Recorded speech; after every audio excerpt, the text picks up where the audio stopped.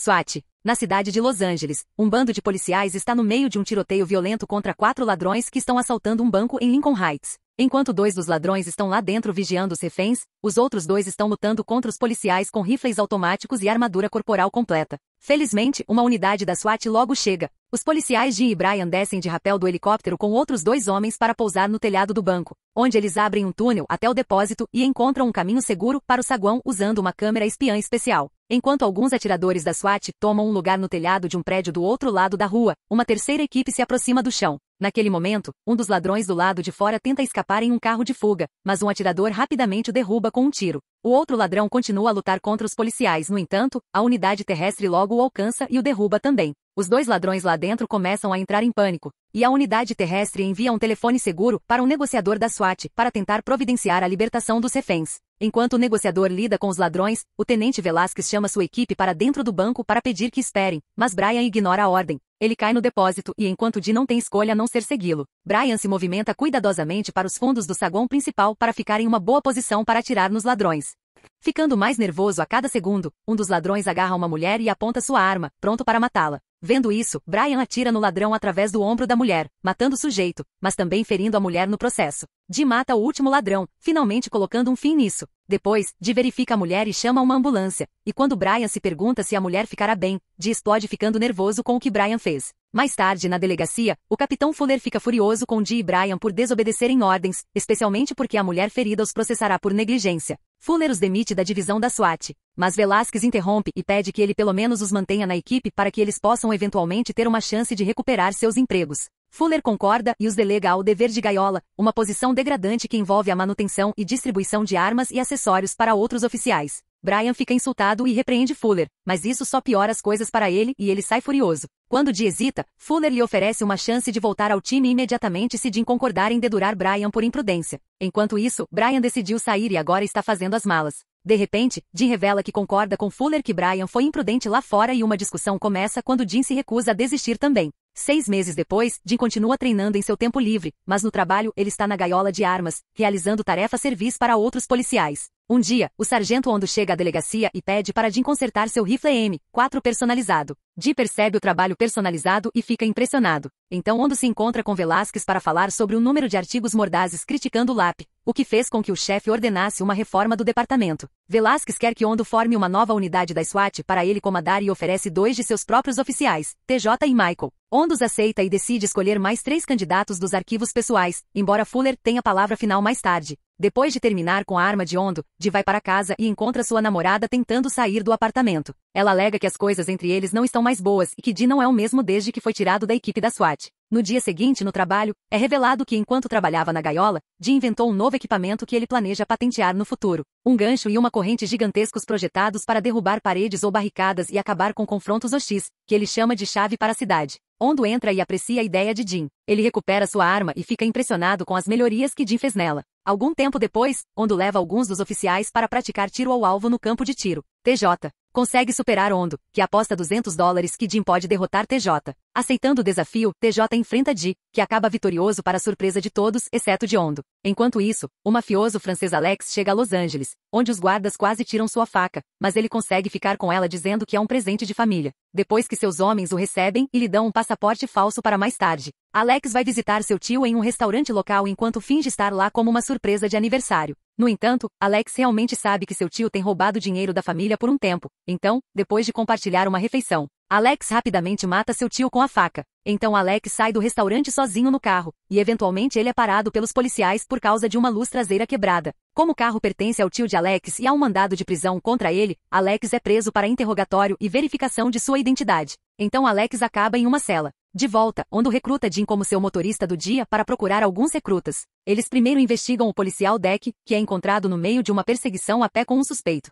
Enquanto os dois correm pelas ruas, Ondo e Dee decidem se juntar à perseguição, correndo por alguns quarteirões até conseguirem derrubar o suspeito. Isso irrita Deck porque ele queria fazer isso sozinho, no entanto, ele se acalma quando Ondo convida para se juntar à equipe. Então eles visitam outro candidato que causa uma má primeira impressão em Ondo por ser vegetariano, muito educado e muito exigente para durar muito na unidade de Ondo. Em seguida, eles vão até um policial do metrô chamado Chris, que aparentemente se candidatou e se qualificou várias vezes para a SWAT. mas continua sendo rejeitado por causa de várias queixas de má conduta de suspeitos registradas na corregedoria. Eles ouvem que Chris está no pronto-socorro local e encontram seu parceiro vigiando um bandido com vários hematomas no rosto, que foram um presente de Chris. Hondo vai procurar o policial e descobre que Chris é uma mulher, porque Chris é a abreviação de Cristina. Isso faz Hondo perceber que Fuller provavelmente manteve Chris fora da lista da SWAT por causa de seu gênero e as reclamações de má conduta eram uma desculpa. Especialmente quando Chris diz a Hondo que a maioria das acusações contra ela veio de resistir a criminosos violentos que não conseguiam lidar com o fato de terem sido maltratados por uma mulher. Hondo gosta dela imediatamente e lhe oferece uma posição em sua equipe. Quando eles retornam à sede, Dee pergunta a Hondo se ele está planejando brincar com ele por mais um dia ou se ele realmente vai lhe dizer por que o levou nessa corrida de recrutamento.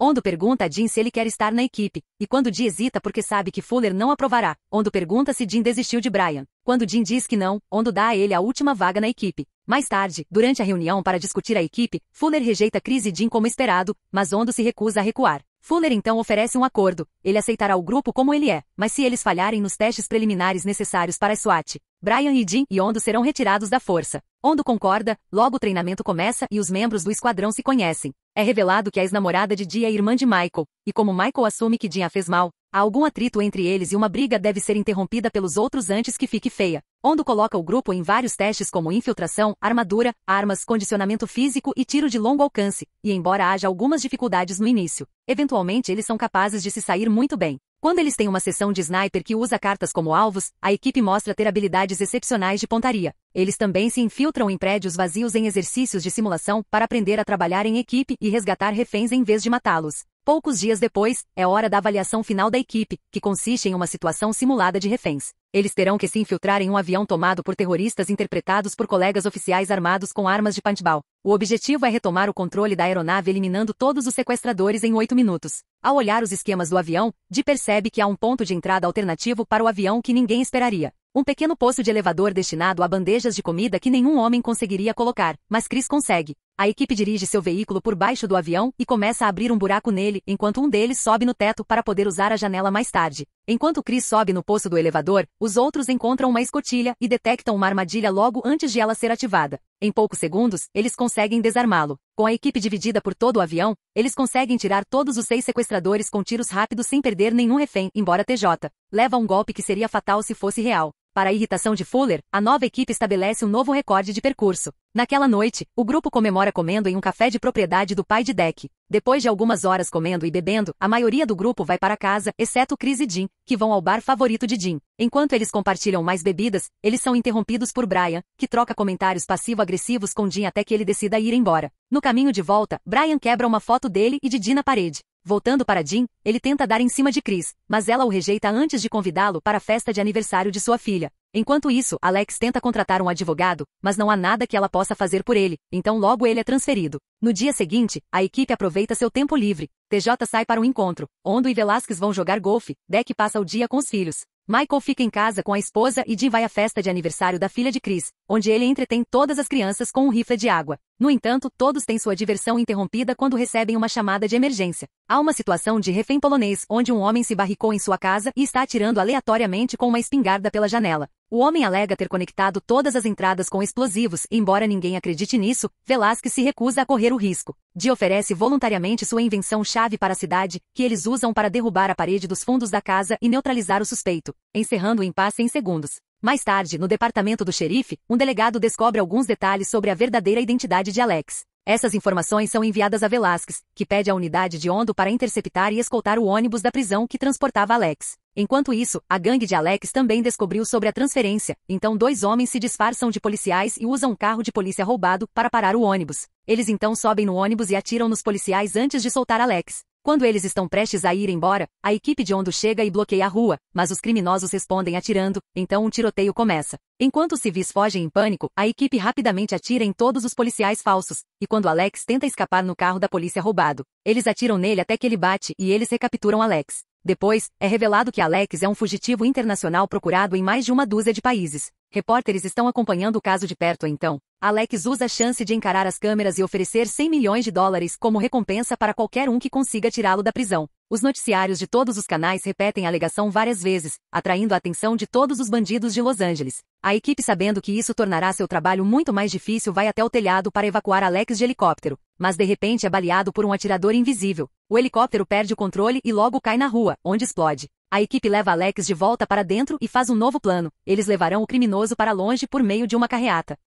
Eles têm que parar quando encontram um morador de rua atravessando a rua muito devagar, mas isso acaba sendo uma armadilha, e um bando de membros de gangues logo começa a atacar os policiais. Enquanto alguns caminhões batem contra os carros da polícia, os outros criminosos abrem fogo e jogam granadas de fumaça, matando um policial de motocicleta e ferindo outros 2 policiais no processo. No entanto, quando eles tentam pegar Alex, eles encontram uma boneca. Acontece que os veículos eram uma isca, e Alex está sendo levado por uma área de acesso privada subterrânea para carros sem identificação estacionados a vários quarteirões da sede, enquanto Velázquez vigia do céu. Por alguns quilômetros, o plano de Hondo vai bem, embora Alex continue os insultando e oferecendo dinheiro. Quando eles cruzam o segundo posto de controle, TJ, para o carro de repente e aponta sua arma para seu próprio time, tendo decidido aceitar a oferta de Alex. Dee e Michael tentam argumentar com ele, mas TJ é subitamente acompanhado por Brian, que atira em Michael e se revela como o cérebro por trás da operação para libertar Alex. Depois de algemar Dee ao carro, TJ e Brian pegam Alex e fogem para o metrô. Logo o resto da equipe chega e resgata Dee enquanto chama os paramédicos para tratar Michael. Mais uma vez eles decidem se separar e Hondo e Dee correm atrás do grupo, enquanto Deck e Sachês correm para a próxima estação. Infelizmente Hondo e Dee perdem o trem, no entanto Deck e Chris relatam que o trem nunca chegou à próxima estação, então ambas as equipes seguem até o fim do túnel para investigar. Eles encontram o trem abandonado no meio do túnel, mas Brian e seus homens se foram, apenas os passageiros aterrorizados estão lá. O motorista os aponta para uma abertura de bueiro e a equipe entra, o que faz com que eles sejam cortados da frequência da polícia. Enquanto isso, Fuller descobre sobre TJ e o envolvimento de Brian e suspeita que toda a equipe pode fazer parte da operação para libertar Alex, especialmente porque eles não estão mais respondendo. Quando ele descobre que uma pista não autorizada foi iluminada no aeroporto de Hawthorne, ele suspeita que é para lá que Brian está indo. Então ele envia todas as unidades disponíveis para lá, enquanto a equipe rastreia os criminosos através de alguns túneis de esgoto e desvia de morcegos no processo. Brian monta uma armadilha feita com uma mina Claymore e granadas de fumaça, embora TJ não gosta muito disso. O time de Hondo ignora a fumaça e continua, e quando Deck quase aciona a armadilha, Dee o impede bem a tempo. Enquanto Dean desarma a Claymore, o grupo de Brian chega ao fim do túnel, e eles trancam a porta atrás deles antes de deixar a área.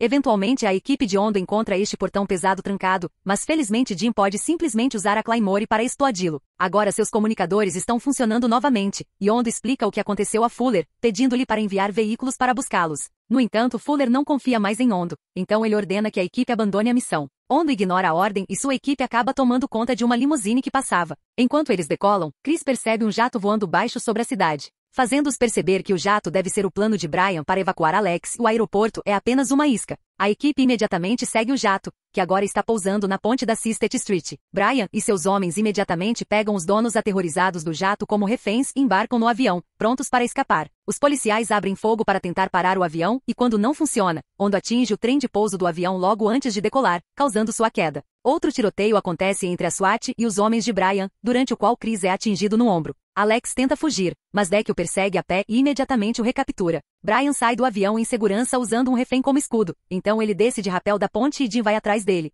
Enquanto isso, Hondo confronta um TJ ferido, que diz que se arrepende de suas ações e pergunta sobre Michael. Depois que Hondo confirma que Michael deve se recuperar de seus ferimentos, TJ saca sua arma e se auto-extermina. De volta a Dean, ele desce de rapel da ponte também e pousa em um pátio de trens, onde Brian o pega de surpresa e esfaqueia sua mão antes de fugir. Dean vai atrás dele e depois de desviar de alguns trens em movimento, ele ataca Brian para começar uma luta corpo a corpo. Eles trocam vários golpes em cima dos trilhos, e quando um trem se aproxima de repente, Dean chuta a cabeça de Brian em seu caminho, matando-o instantaneamente. Depois que Dean se junta à sua equipe na ponte, Fuller chega e parabeniza a todos pelo excelente trabalho, mas ele também ressalta que o trabalho ainda não terminou. Alex ainda está sob custódia deles e precisa ser transferido para uma prisão federal, então a equipe pega um caminhão da SWAT para entregar Alex às autoridades. Gostou deste vídeo? Deixe o like e se inscreva no canal para mais vídeos.